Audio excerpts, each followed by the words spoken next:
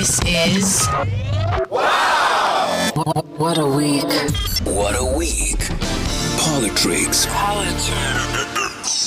Welcome to WOW What a Week, part of the Africa Podcast Network. Reach us at waw@africapodcastnetwork.com. Hashtag PoliTricks. We gave him a title last week and thought to change it for a bit of variety. However, all of you expressed a liking to it, so unlike government, we listen.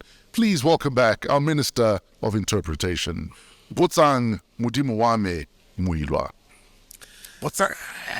Good morning, Fresh, and good morning to the viewers and the listeners and the followers. Brother man, a lot of people don't know this, but you are a practicing Buddhist. Yes. The Dalai Lama is in the news. How are you feeling about what's happening with the Dalai Lama? Did we have to start a political show with religion? Religion is politics. Asking a child if they like to suck your tongue is political. Look, I've been a practicing Buddhist since 1998, actually. What happened in 98 that you decided that I will assume I'm done with Christianity? I've said it before on this platform. I'm a son of a Lutheran pastor. Sure. I grew up in a Christian family. But I questioned a lot of things in church that got me into trouble with both elders of the church, Christian church, as well as my own parents. But funny enough, I was looking for a home. I was looking for a spiritual and religious home. And Christianity was not cutting it for me. There's nothing wrong with it, but it was not cutting it for me as a person. And I went to study. I went to do a fact-finding mission. I nearly became a Muslim. I couldn't agree with one or two things, or I couldn't cope with them. One of them is consumption of alcohol. I was not going to ditch my wine for any religion. But nonetheless, I still wanted a religion or a spiritual path that will allow me to continue to be practicing African customs and cultures and all that. Yes. And I'd found a balance in Buddhism, and I don't regard it as religion. It's a way of life. It's a spiritual lifestyle, and I found comfort in that. But there were a lot of other things that could have led me to that. For example, being a martial artist, practicing some of the cultures of the Asian culture had an influence in that. Sure. But with the story of His Holiness, the Dalai Lama the 14th, it's an unfortunate situation that has happened. I've actually had avoided to get into, debates and discussions regarding what actually transpired. Why? Because people were going to sit and think that I am defending the Dalai Lama. But also, I try by all means in my life to avoid entering into religious debates. Sure. If there's two wars in the world that have been fought for the longest time, they are based on religion, most of that. But you have put me on a spot right now. But can we agree, though, that don't ask a child if they like to suck your tongue? Well, we should agree on that. But you see, what happened? Let's discuss what happened. And it was not for the first time. I think this was captured in the international media, so it blew out focus. There is a Tibetan culture or practice that happens in Tibet where, South African youth, when they play with you or they tease, they normally do what they call spouting, like, it's teasing and playing. Sure. In a Tibetan culture, there's a culture and practice in Tibet where they actually stick out their tongue. No, that I'm aware of. Yes. And also touching of forehead. Exactly. And sticking out your tongue. Exactly. But you can't ask a child who's not a Tibetan, do you want to suck my tongue? Well, His Excellency, His Holiness, was very quick to apologize for that. He actually said it in his mouth. Is it good enough? What else can you do when you do wrong? And this is one thing I learned from Nelson Mandela. When you do wrong, the most important thing in life and the Buddhist culture is first to admit that you have done wrong. That's the first part. It's the most pivotal part. After you have admitted that you have done something wrong, then to go and apologize or do corrective measures. Okay. Corrective measures may be to go on a fast, any other manner that you may deem fit and possible. But what more can a human being do despite coming out and saying, for me, uttering those words, whether it was jokingly or I was serious, it is wrong and I sincerely withdraw and apologize. What more can you do? That you show remorse. You didn't waste time. You didn't try to defend it before. But I think the Tibetan spiritual leader did the right thing by withdrawing, by apologizing.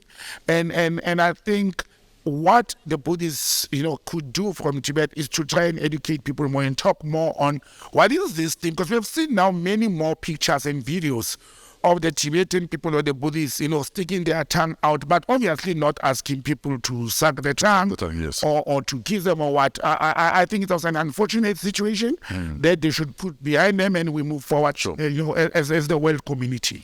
Let's move to coalition governments, because a lot of us doomsayers like looking at the municipalities that are not working out. Whether it's Mekuruleni, whether it's Tshwane or Jozi, and then we turn around and say, shock and horror, that means we are bad at coalitions. But in this country, there's at least another 40 coalition governments that are working. Absolutely. Look, in this continent, in this world, and we have had a coalition government, although it was led by the ANC as the majority party. But when you look at the structure of the government of national unity, that moved us from transition from apartheid to what? There was a multi-party kind of democracy and process. But the practice in the world, what South Africa should do, and I think we should start being realistic regarding coalition governments now.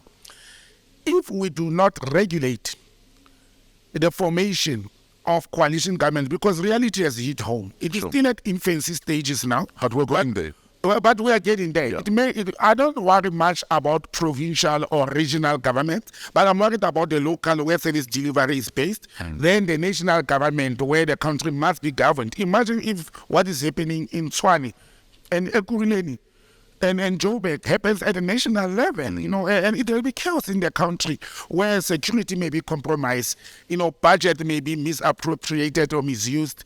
So we should actually, at the moment, the IEC, as well as the legislature, the parliament, they should be now talking, those committees regarding, electoral processes, they should start looking at coming up with a bill, which may take long, but they may come with simple regulations that actually compels the coalition partners to conduct themselves in a certain manner or certain way for the duration of the coalition government in that particular metro or city or what.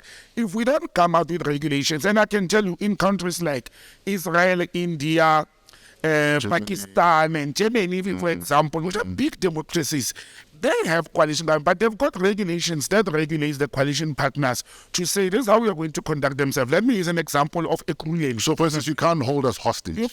They're holding us as citizens hostage, actually. And the government has a responsibility, or the Electoral Commission has a responsibility to protect us as voters and citizens. Look at what happened at Ekurhuleni. They agree.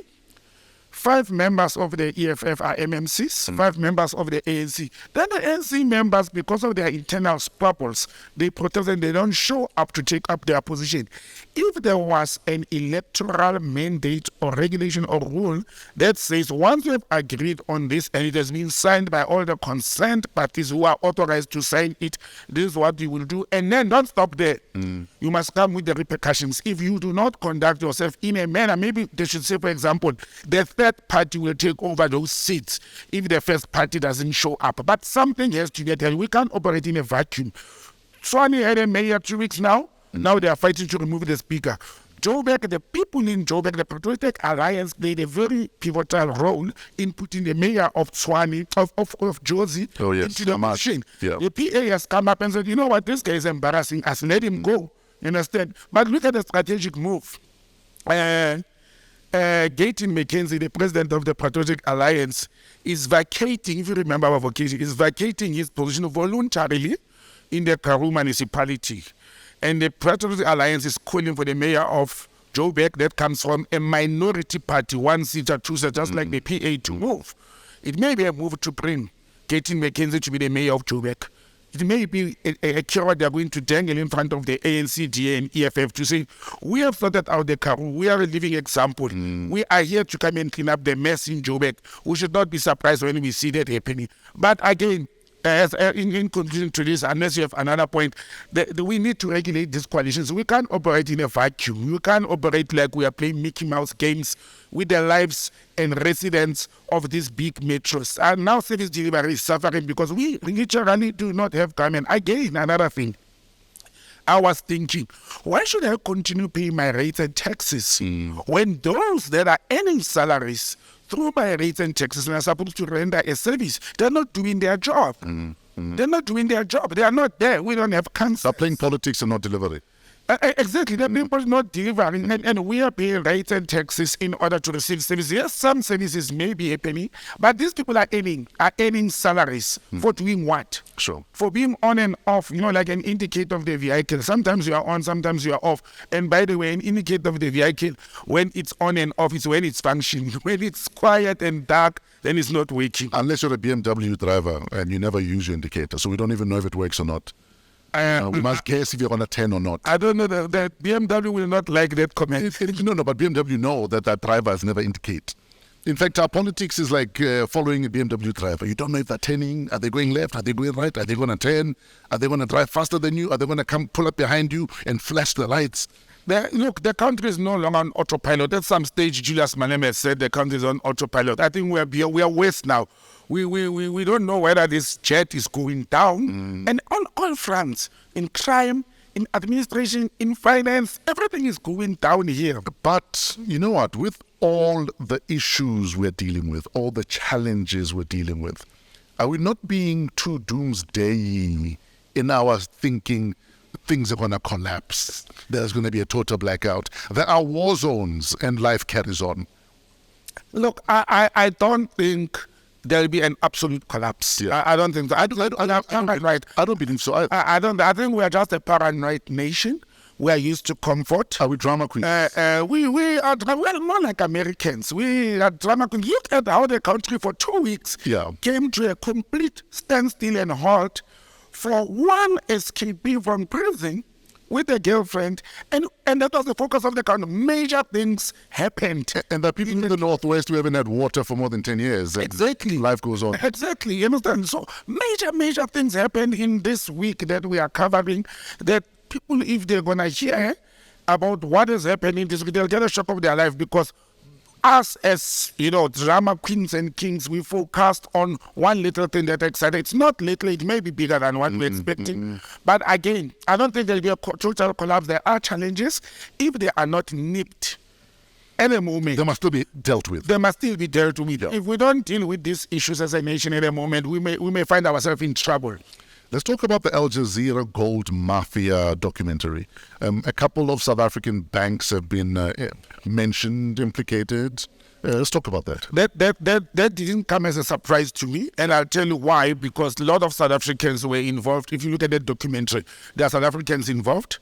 And Zimbabwe, our neighbor, which is relying on us economically, was at the center of this gold. So for those who know nothing about this Gold Mafia documentary, what is it about in a nutshell? Well, in a nutshell, Al Jazeera has for quite a number of years followed people who are actually mining and selling gold internationally, illegally, not for following the proper channels. The old story of what they used to call black diamonds in West Africa. Yeah. I will compare it to that. It may not be blood gold, but it's gold that was mined, and packaged and stamped and authorized illegally, and it's using what they call the black market to get into the hands of people who are actually trading in gold. And this, unfortunately, it again mainly happened in United Arab Emirates. Dubai was on the picture again, and all this. So this is what Al Jazeera exposed. But the expose came in a sense that there are key people in the banking sector,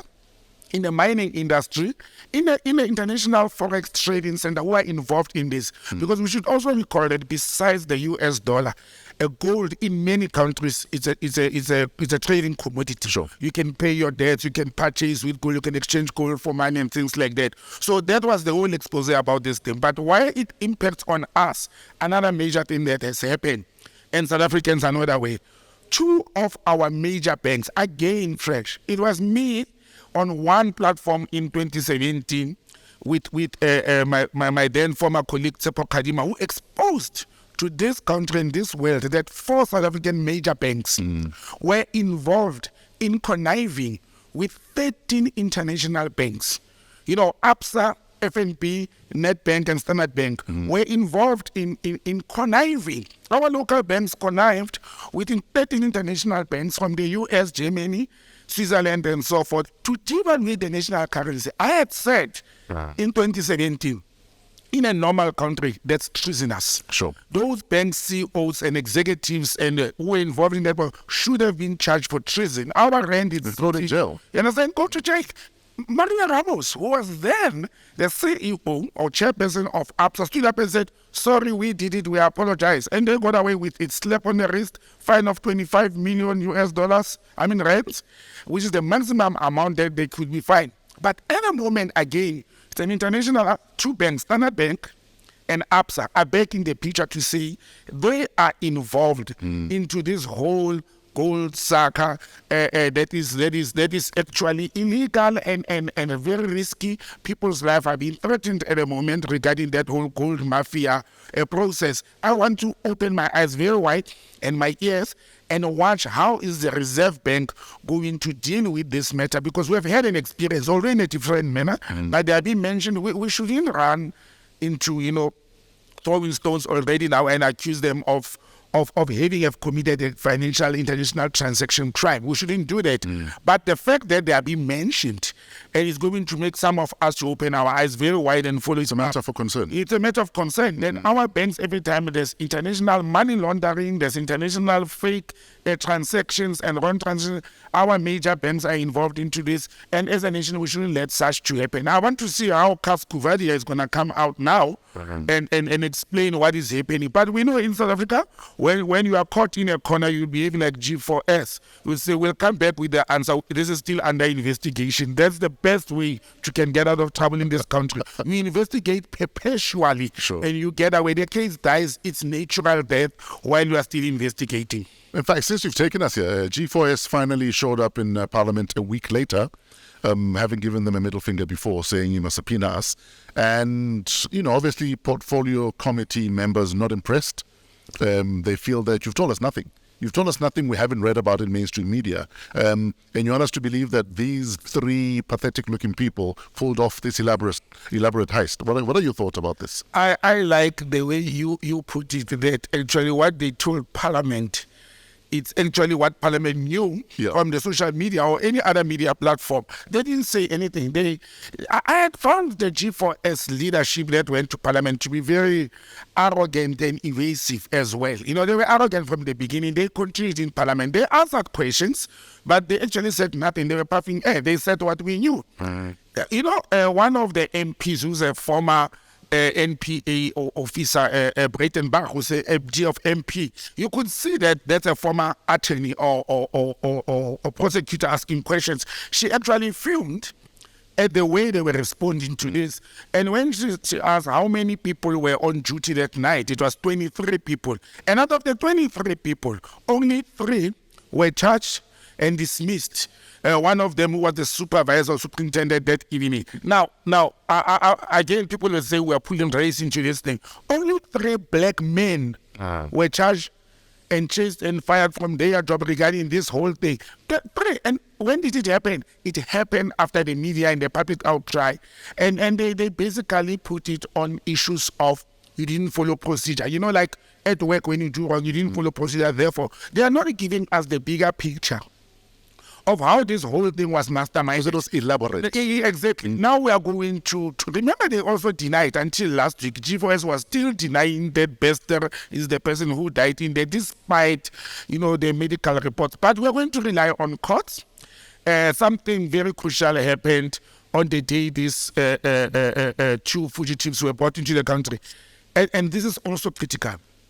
The former Justice Edwin Cameron, who is the presiding officer or the chair of the Justice Commission, came out and spoke now, for the first time after this, and said even when they investigated this case, when it was exposed and reported before October last year, there were questions that G4S did not answer, and that could have helped them at that time to can resolve this thing. It was very clear they could have picked it up at that time that Thabo Bester is no longer in his cell, and actually he was aided to get out of the cell. But you know what is scary? What is scary is, Fresh, Thabo Bester was sent to prison for rape and murder two of our highest crimes in this country. And you find people, normal people, whether in or outside the country, conniving with that particular person. It should be worrying as a nation. Why would you do that? But the other part is, and this is the Sure, it's simple. Every man and woman has a price. well, how much price, how far can a price go? Let's say they were bought. You should have bought at least 100 people here. So he must have been loaded with hell loads of money to can pull this. You can buy an assassin for 1,000 rand. Now let's flip the coin. Yeah. Let's not talk about those corrupt government officials and accomplices who were bought. Let's look at the victims, of families of victims that were raped and murdered by Thabo Bester. Okay? And we look at the arresting officials at that time when he was charged and prosecuted in 2011, 2012. And we look at the media that knew him. He was a Facebook rapist. Facebook is a media platform. Now, you want to tell me that all the people who are on Facebook, who are in the media, who are in the news, the arresting officials, they're normal, not bribed warders who saw that video of Thabo Bester making rounds as way back as April or whenever was it in 2022, addressing an international conference or seminar. You want to tell me that no family member, Nobody picked it up. nobody said, but this face looks familiar. Not one person picked it up. It's impossible that that could have happened. It's very scary that even, I know how policemen work. Once they have achieved such a big case, it's an achievement for them. And as let's say the policeman does not watch social media, but families of the victims, and nobody said anything until somebody, miraculously took a photo of them at Woolies. Because someone has nice skin. Yeah, exactly. You understand? So again, I don't want to believe the nice skin thing, but there's quite a number of high-profile people who are involved into this process, and it's gonna start. You believe so? I strongly believe so. I've communicated with quite a few people, and one of the people that I spoke to is somebody who is in the medical industry, who has very close ties with Dr. Pansy's, friends and family and all that. And when you hear the names of the people that have been mentioned into this high profile, so I started doing my own profile of what has happened. You must look at the people who were on the A-list of those conferences. And it was not only Dr. Nandipa's conference. There was also Dr. Pansy conference or workshop or seminar. And it's the same bunch of people that were going around that cycle, supporting each other, black women, educated, supporting each other, doing things together. Trust me, the nation is still going to see a lot in this. I don't think it's those three warders. No, they were involved. Today or tomorrow, we are going to see who's that guy who fiddled with the electronics, the cameras and what. Yes. Those are low-hanging fruits. Somebody must have been somewhere commanding this whole thing. And I think this is much more on money laundering and human or woman trafficking. I think this, for me, Thabo Bester is a rapist and a fraudster and a murderer. Now, you want to deal with money and selling women, sending them to Dubai, and they are beautiful, educated, and in businesses. Who's your best bet? Is the greatest rapist that has led beautiful women into his corner. So you will go and hire that person, put money on that person to can go and focus on bringing the beautiful ones, the educated ones, those who are vulnerable and those who want to live in the limelight and who need money. I don't think this was a very simple thing that had to do with Thabo Bester escaping from prison. And again, we shouldn't put a blind eye that Thabo Bester at some stage, I laughed because I used to do that as a photographer and a youngster. He was a beauty queen, beauty pageant organizer. So his relationship with beautiful women did not start now, did not start with Dr. Nandipa. It started many years ago. That's one element. The second element also is, you look at all these women who are being implicated, mentioned, they are all well-off people. They are people who are educated. We assume they're well off. Well off in a sense that they are not poor. In a sense, they are not rich, but they are not poor. They now had to be rich and come into the A-list level of who's who in the money in South Africa. And again, money, greed, is the root of all evils in this whole process. But I hope one of the peoples who are involved in this is going to stand up and sing. Do you think Dr. Nandi Pa will sing, maybe be a state witness, serve a couple of years and walk away into the sunset? If I was Dr. Nandi Pa's legal advisor or family member, she has two options. She goes to jail for a very long time, and the state has already said there may be other charges that are going to be added. I would actually choose, instead of going to jail for 15, 20 years and reign my life permanently, I'll start singing, I'll start talking. You know, it's not the apartheid era, Mzabalazo now. I'll be an impimpi. I'll tell the truth. You will risk that you are going to be killed by those people. But I'll deal with that after. When you go to jail, she's young. She's got kids. She still has a career that she has an opportunity to rebuild. We can't take away that from her. I will tell the truth. I will stand up and tell the truth. If heads roll, let heads roll. And I don't believe in state protection. But again, we have heard what Minister Becky tell him. When they were deported back in South Africa, what he had said, to say Dr. Nandipa cooperated with the police, Interpol and authorities in Tanzania. That's a step ahead. So let's hope she will continue cooperating. In fact, let's talk border treaties, immigration, extradition, deportation, because those are some of the words that have been thrown around, given how easy it was for us to get them back here. Yeah. And in fact, other people are saying, if it was so easy to get them back here, why is Bushiri not here? Why are the Guptas not here? And I mean, you've done extensive work in border management, border legislation. That's why I hear you fresh, and the media and the public are saying, but why is it now difficult to extradite Bushiri and the Guptas and all other people that we want in the country? It is not that easy. In this case, it's a totally different dimension. There's a whole difference between an extradition. That's when a country requests another one to come and face trial, to come and face prosecution and charges in a country. There's a whole process regarding that. It also depends if both nations have an extradition agreement, and there's countries like, for example, Botswana has a capital punishment, and a lot of countries which are against capital punishment would hesitate to can extradite somebody to the Republic of Botswana if that person is going to face extradition.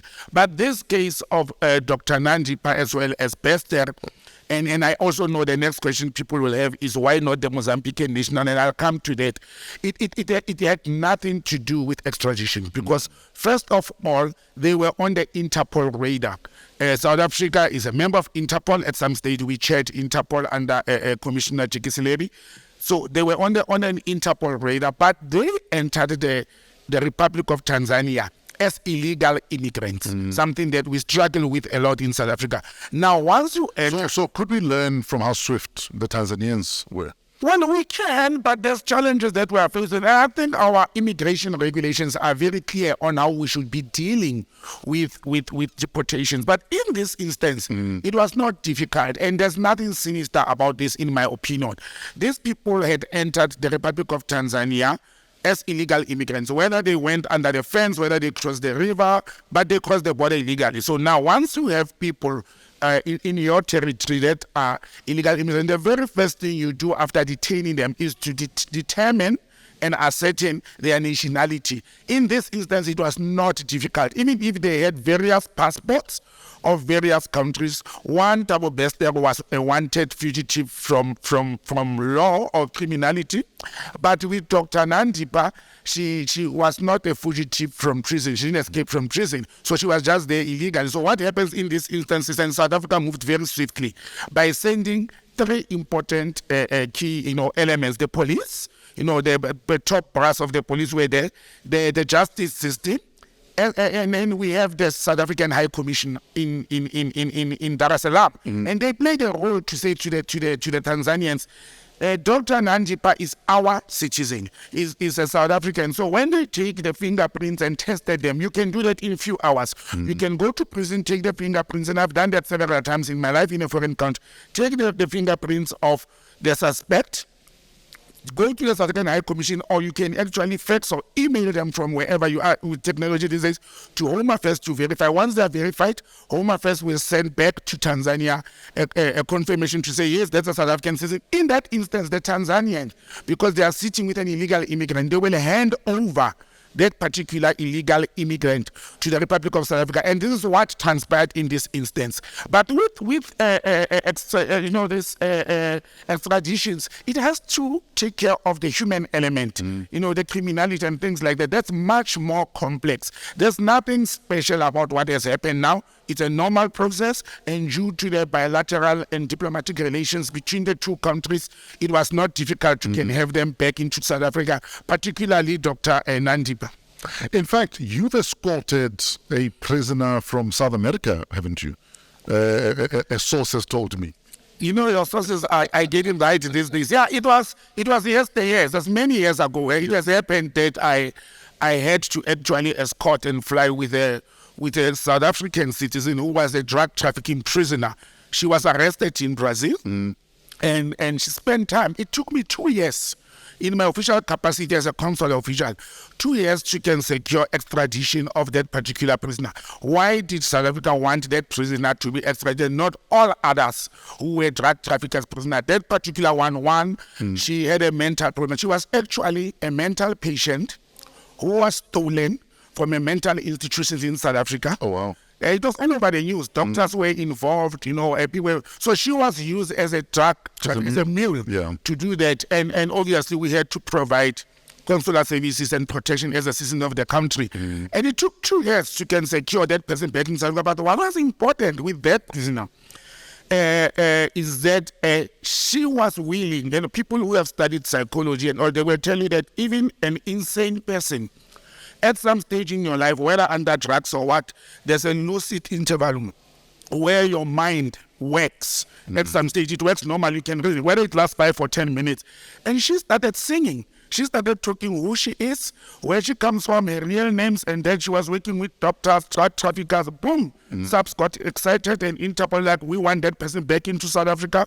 The Brazilians cooperated, and we had that prisoner back in South Africa. I don't know what happened after. My duty was to make sure that that citizen has been, escorted back into South Africa. But what was funny is that in the flight, she was sitting in the first class, and as a public servant, I was sitting in the economy class, but there were Brazilian and South African cops who were sitting in there, and she cooperated all along. So cooperation with authorities and law enforcers is very important, but my concern was the well-being of a South African citizen. So these are possible avenues that the state could use.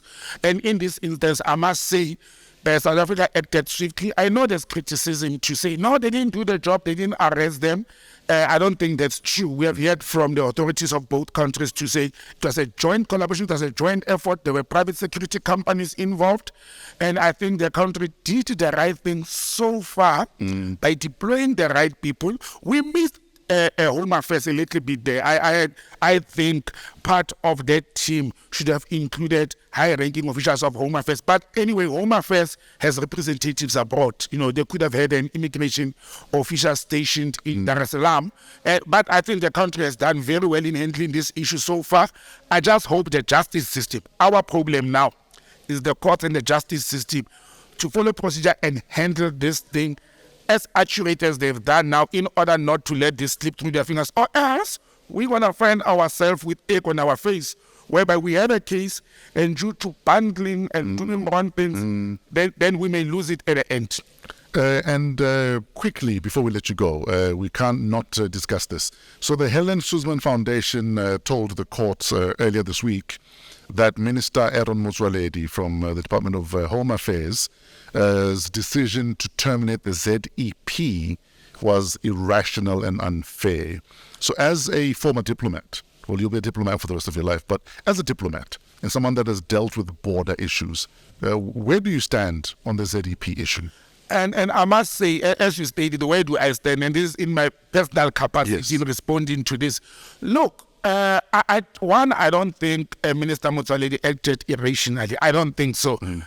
I know personally there were a lot of engagements prior to the Department of Home Affairs arriving at that decision. And it took years. It didn't take months or 2-4 meetings.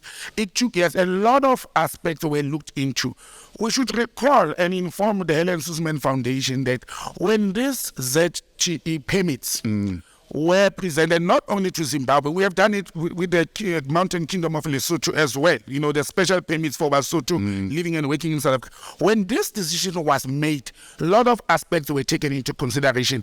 The economic living in Zimbabwe, and it was not asylum seekers running away from wars. It was mainly based on humanitarian as well as economic reasons why those people were already in South Africa. Now, you already have people in millions inside your country.